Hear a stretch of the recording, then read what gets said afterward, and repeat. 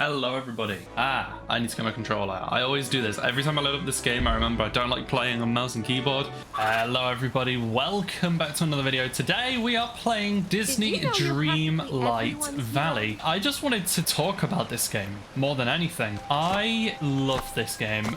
If you're not familiar with it, that's kind of the whole point of this video, is to show you what the game's about, what kind of things there are, my experience with it after having it for like a little over a week. And yeah, I just wanted to talk about the game a bit. So this game completely surprised me because it's not the sort of thing I would normally play. I typically play competitive games normally. Sometimes, you know, I'll play occasionally something like a lot of single player experience games I play, but generally speaking, my go-to game is a competitive multiplayer game, and this game is not that. This game is a single player, slow paced, not competitive at all farming game, or like life sim, I guess.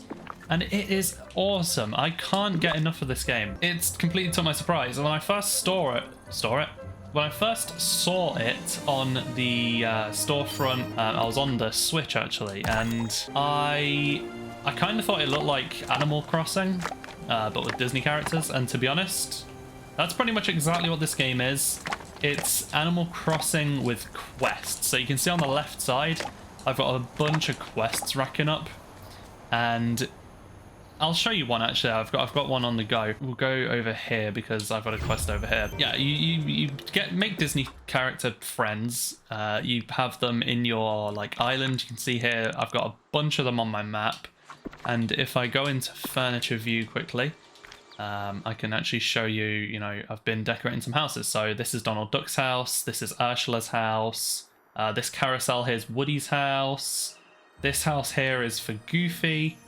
You've got the Scrooge McDuck shop and Chez Remy, the 5-star restaurant. And that's Remy's house right behind it. And yeah, you can pretty much move and design anything on this game. So let's say I was going to go into my furniture and I wanted to put a ice chair in the middle of the grass. Well, I can do that if I really want to. And then I can go up to that ice chair and I can go and sit on it and generate some energy back. But yeah, you can pretty much move anything. So you start off and you've got a bunch of stuff. Goofy's house I've never actually moved. I've just left it where it is. But if I wanted to, I could move it and say, I don't know, let's put it on the other side.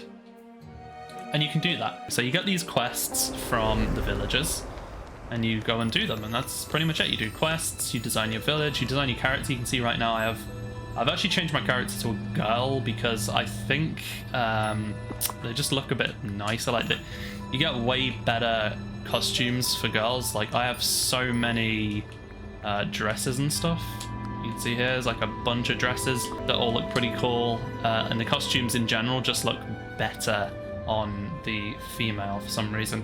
So that's why I'm running around as a girl. Also, you can like do more stuff with like dresses and whatever, and it actually looks normal. I don't really want to be a man running around in a dress, and I don't really want to be a man and be limited to like just suits and things like that, because it's not really like, it gets a bit boring. That's why I'm as a girl right now. So you can see I've just done a piece of a quest there.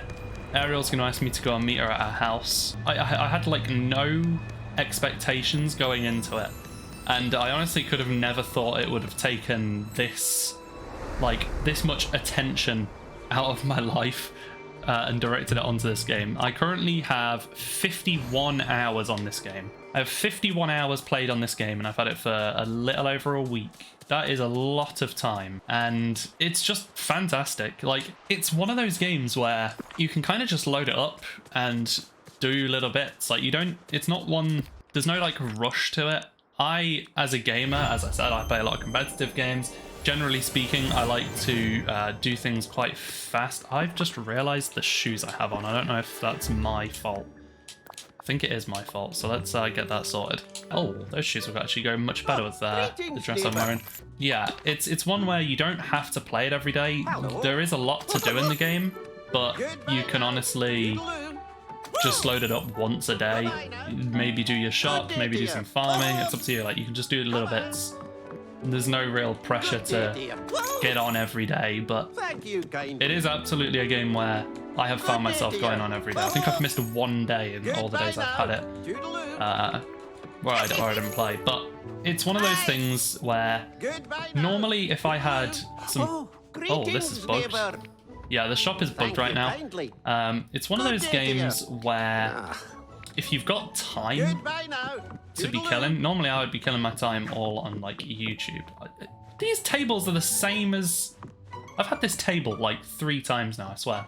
What was I saying? Yeah, it's one of those where like if you're not doing anything and you just want a game to play, like time that I would normally spend filled in by playing by watching things like YouTube, it gives you an alternative, and it's something you can actively do. It's super chill. I've actually also bought this game 3 times now, and I know that sounds completely weird, but it's because it's currently in early access, and there are a few bundles of the game you can buy, and the more expensive ones give you moonstones. So you can see I have 23,000 of these moonstones, which obviously let you buy the things in the game. And obviously the more, because if you buy the game different versions, they have like a deluxe and an ultimate version.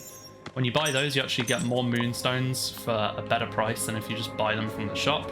And the game's only in early access for a limited time. The game will be free one day. So I think it's just definitely worth picking up while you can and just get the extra moonstones. You get some extra exclusive items as well. You get like some pets and some stuff. It's not that exciting stuff, but the moonstones is definitely worth it for me. Actually, speaking of, I was going to mention like the companions. So obviously this Celestial Sea Turtle and this Regal Fox are actually the pets you get for buying the big version. I quite like this Scary Squirrel. That was from a quest that I did. And this Fiery Raven is just absolutely awesome. That's from the current Star Path. We just got update 5 for the game, which adds a new Star Path, which is essentially a battle pass if you don't know what the Star Path is. Yeah, it's basically a battle pass. You can go in, you can collect stuff, and yeah, it's just, yeah, another way of getting some good stuff. It's really good value as well.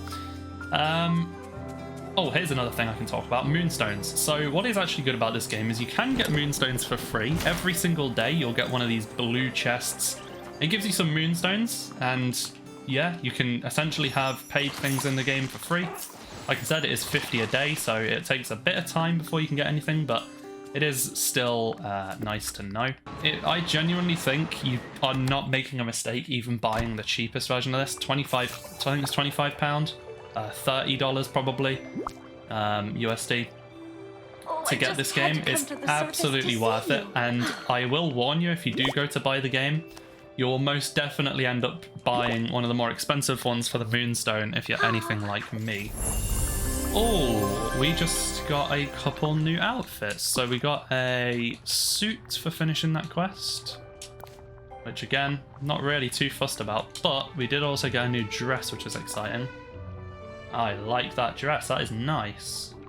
I kind of still prefer the flourish gown though, so I am going to rock this one. But that's what I mean, like there's so much packed into this game that you don't really have to spend any money on the actual paid stuff.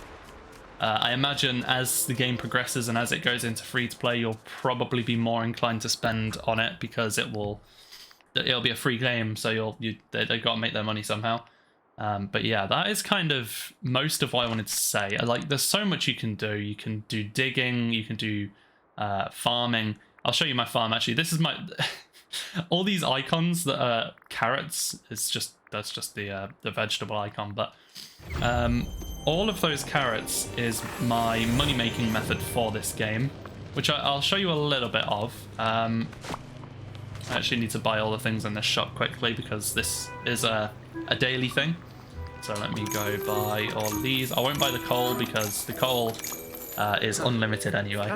But that is the Christoph stand for the game. I'm actually not going to talk to him because normally you can do like talking to each character once a day, and it is good, but you also do sometimes get, you can see here, start discussions with Mirabelle.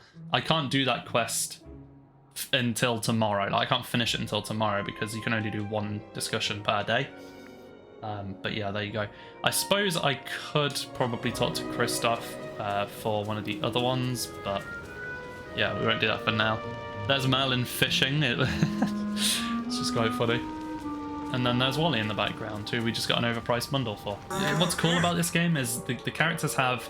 You can see when I go to hang out with Wally, it has the plant icon. But then if I go to Merlin, who isn't a gardener, he has like a foraging basket icon. That's because when you make friends, when they get to level 2, you can actually assign them roles. And it makes things like... Well, with Wally, it makes things like the farming, for me, more efficient. So if I go farming with Wally, and I go and say, start picking up my pumpkins, Wally will actually, because he's a gardener, and because I have a lot of gardeners, the more you have, the better the rewards you'll see. It'll just spawn me a bunch more pumpkins, which is awesome. I'm just gonna do this one line. I'm not gonna do my entire pumpkin farm. We would be here for like way longer than this video should be going on for. Let me just tidy this place up a bit because I've kind of ruined it. Yeah, the characters take a pretty weird path when you have a farm as wide as mine. I do need to fix this at some point. You can see over here, I started being a little bit smarter with it and doing rows of 3 because then I'll demonstrate it on the small row. The characters, you can see they actually kind of go through and you can just hold your pickup button without having to worry so much about you know, taking a dodgy route and cutting yourself off and things like that. It's you don't have to worry about that as much. So here's what I do. Oh, blue raven. Oh, I need to get some meals for the ravens. I'm going to talk about the pumpkins. I've just harvested like nearly 100 of them. So what I do is I go over to the Goofy stand. This is essentially your buy and sell section for the game. I'll sell my nearly 100 pumpkins and I've just made 60 grand, which is usually enough to honestly buy everything in your Scrooge store for the day. So yeah, there you go. I mean, you can see I've done this quite a bit. I'm at 1.1 million, which is much less than I intend on having eventually. I do want to go pretty crazy with it. I actually want to try and become a billionaire in this game.